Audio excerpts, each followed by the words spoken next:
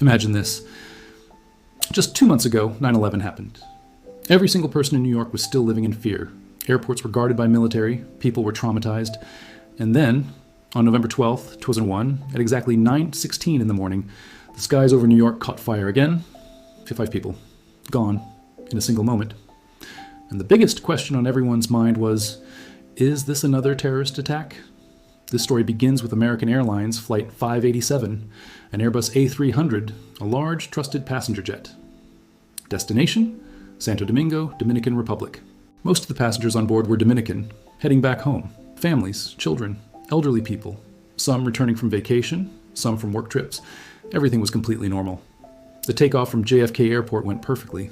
The crew was experienced. Captain Edward States had over 8,000 flying hours. First Officer Sten Mullen was trained and confident. But the thing that would end it all was already hiding inside the plane. Flight 587 took off from JFK and passed over the Queens neighborhood.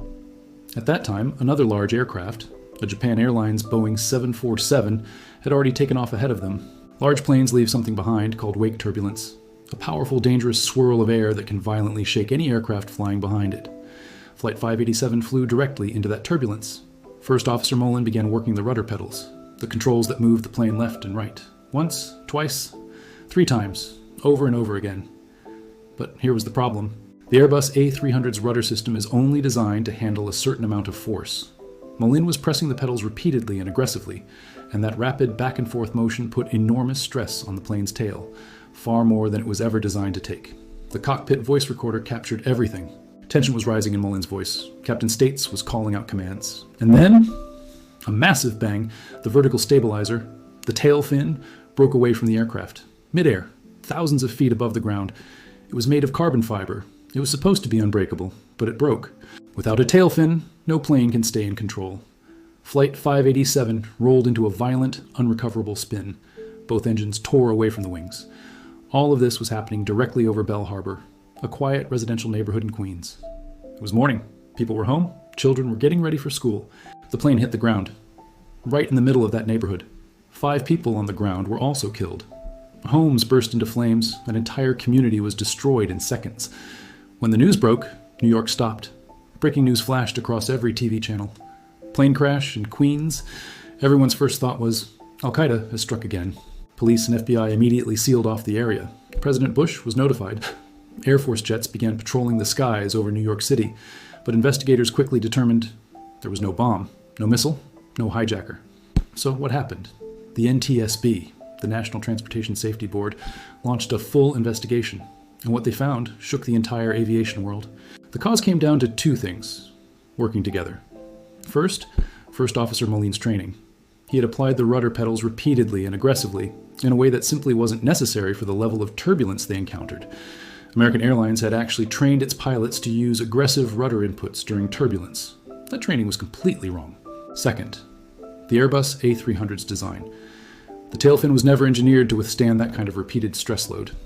Airbus argued that pilots should never have used the rudder that aggressively.